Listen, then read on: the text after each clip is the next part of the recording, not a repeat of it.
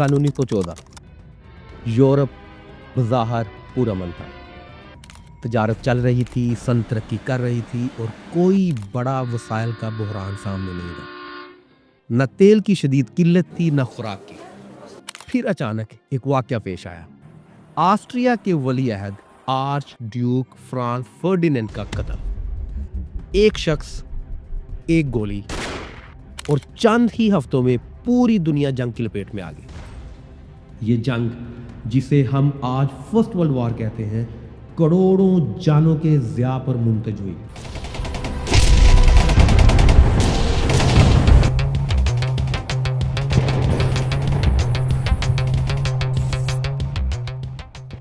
सवाल ये है, क्या ये जंग तेल, पानी या ज़मीन के किसी इमीडिएट रिसोर्सेज के लिए शुरू हुई थी, या इसके पीछे कुछ और ज़्यादा गहरे अवामल कार फरमात है? यही वो मुकाम है जहां एक मशहूर मिथ सामने आता है। इस मिथ का दावा है कि तमाम जंगों की बुनियादी वजह वसाइल होते हैं, जैसे ज़मीन, तेल, पानी, मादनियात या खुराक।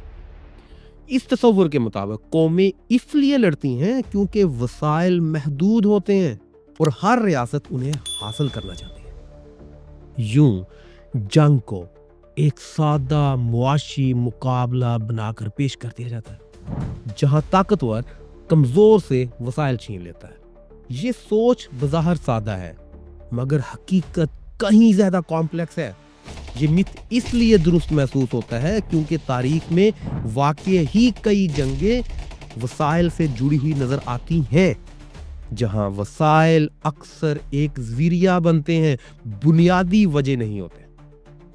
अगर फर्स्ट वर्ल्ड वॉर को गौर से देखा जाए तो वाज़ेह होता है कि इसके असबाब वसाइल नहीं बल्कि नेशनलिज्म, ताकत के इत्तेहाद, अस्करी सोच और सियासी गलतफहमियां थी।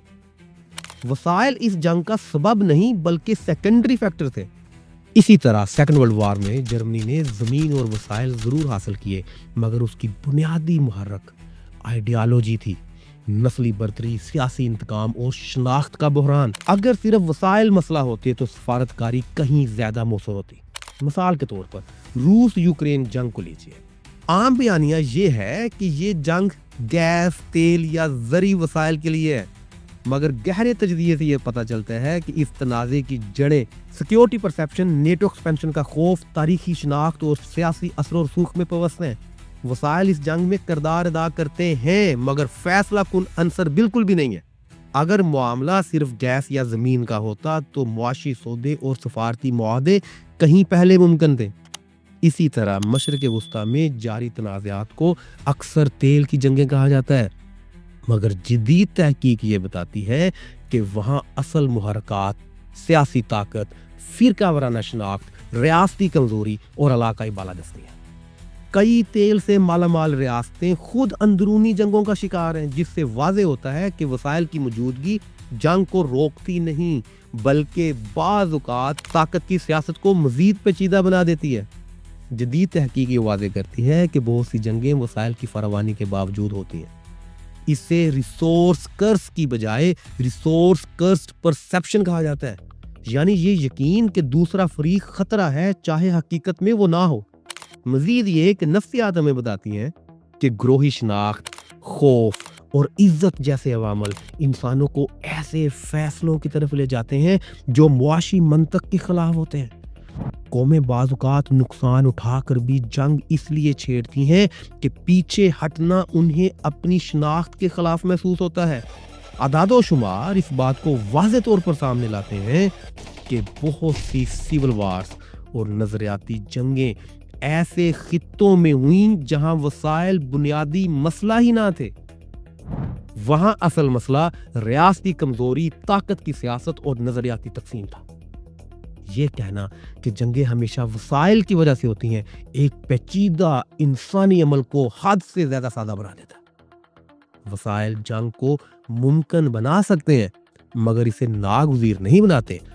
असल ड्राइविंग फैक्टर्स अक्सर political decision making, ideologies, identity, fear और पावर इम्बैलेंस होते हैं। साइंस और तारीख हमें ये सिखाती है कि अगर हम जंग को सिर्फ वसाइल का मसला समझेंगे तो हम उसके असल असबाब को कभी हल नहीं कर पाएंगे। जंगें सिर्फ ज़मीन या तेल के नक्शों पर नहीं लड़ी जाती, وہ ذہنوں میں، نظریات میں اور فیصلوں میں شروع ہوتی ہے۔ وسائل آگ کو بھڑکا سکتے ہیں مگر چنگاری اکثر انسان خود ہوتا ہے، اور جب تک ہم جنگ کو صرف وسائل کی کہانی سمجھتے رہیں گے، ہم امن کو صرف معاہدوں میں تلاش کرتے رہیں گے، انسانی شعور میں نہیں۔ اگر آپ پریسیژن، کنٹرول اور ایکوریسی کو ترقی کے پیمانے کے طور پر سمجھنا چاہتے ہیں تو یہ ویڈیو دیکھیں۔